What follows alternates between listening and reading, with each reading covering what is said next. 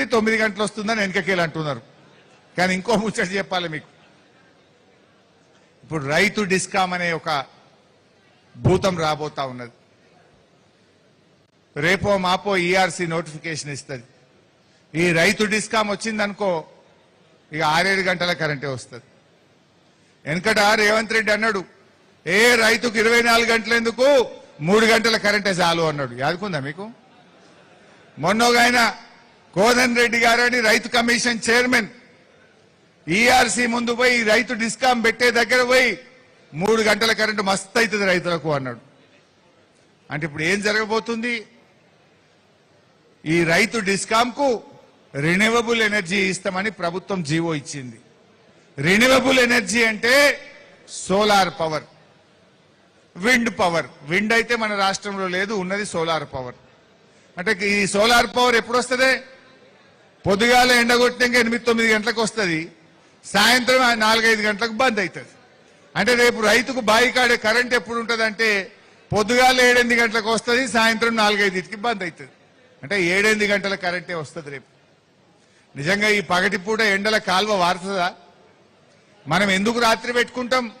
రాత్రి అయితే ఎండ ఉండదు, చివరి మడిదాకా నీళ్లు పోతాయి, కాల్వ వారుతుందని పెట్టుకుంటాం.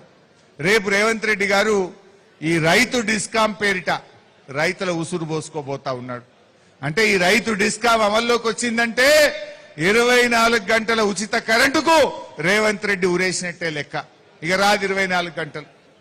నా దృష్టిలో కరెంట్ ఎగబెట్టి, రైతు బంద్ ఎగబెట్టి, రైతు బీమా బంద్ చేసి, వడ్లు కొనక, బోనస్ ఇయ్యక, ఎరువులు ఇయ్యక, ఇంత గోస పెట్టినాక ఇంకెవరైనా రైతు అనేటైనా కాంగ్రెస్ కోటెత్తాడే?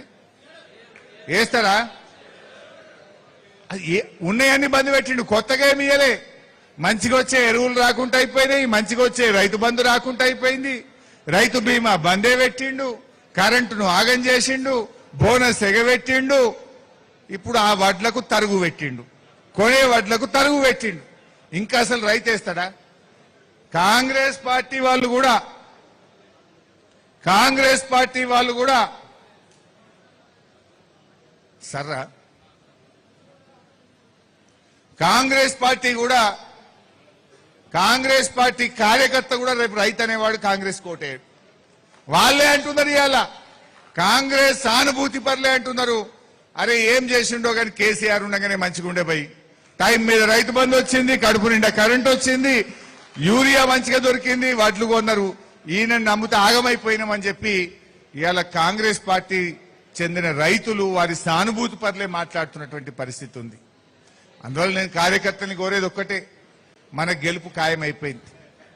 ఇది ప్రజల కోసం, మనకంటే కూడా. ఎందుకంటే మనం తెలంగాణ తెచ్చిన వాళ్ళం, పోరాడిన వాళ్ళం, జైళ్లలో పడ్డోళ్ళం, దశాబ్దాల కలను నిజం చేసిన పార్టీ బీఆర్ఎస్ పార్టీ.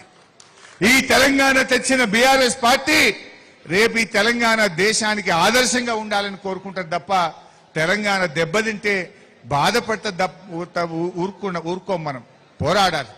ఈ తెలంగాణను మళ్ళా మన కళ్ళ ముందు ఖరాబ్ కానియద్దు. అందుకోసమే ఇవాళ బీఆర్ఎస్ గెలవాల్సినటువంటి అవసరం ఉంది.